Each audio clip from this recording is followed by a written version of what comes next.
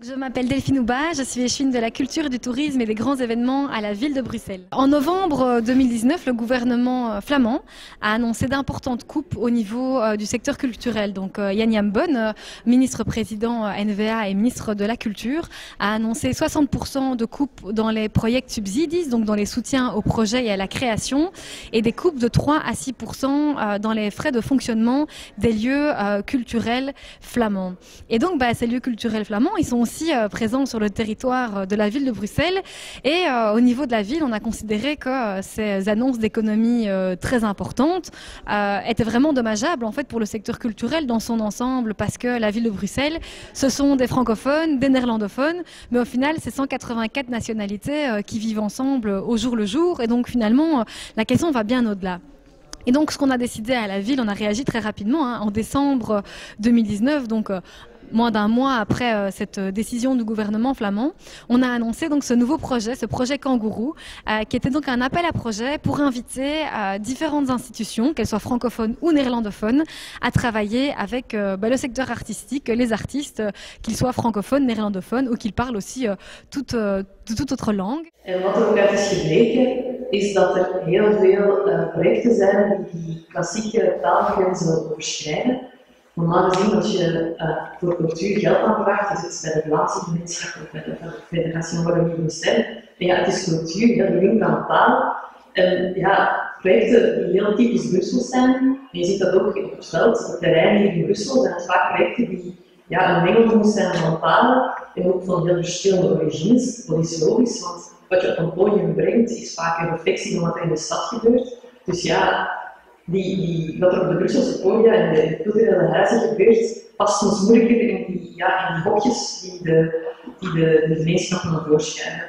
En daar hebben wij als tweetalige hoofdstad duidelijk een rol te spelen door een projectoproep te lanceren die met dat soort projecten een Franstalige artiest die samenwerkt met een Nederlandstalig cultureel huis, twee Nederlandstalig jeugdtheater Montagne Magique, dat samen met Bronx, Nederlandstalig jeugdtheater, samen eenzelfde project zal begeleiden. Dat soort samenwerkingen, dat wordt institutioneel vaak niet mogelijk gemaakt en dat gaan wij dus stimuleren.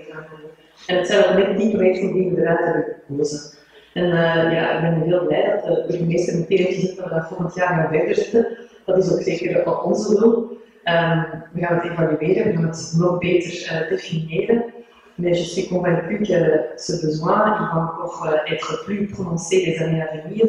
Maintenant, bien que c'est quelque chose de nouveau, il y a eu vraiment des réactions énormes. 105 dossiers, c'était pour l'administration assez important à étudier, à analyser. Et je profite de cette occasion pour les remercier pour tout l'effort et tout le temps que ça leur a pris, avec une attention vraiment très détaillée à les analyser. Je pense que l'année prochaine, on doit la répéter, on doit la refaire, et le besoin est réel.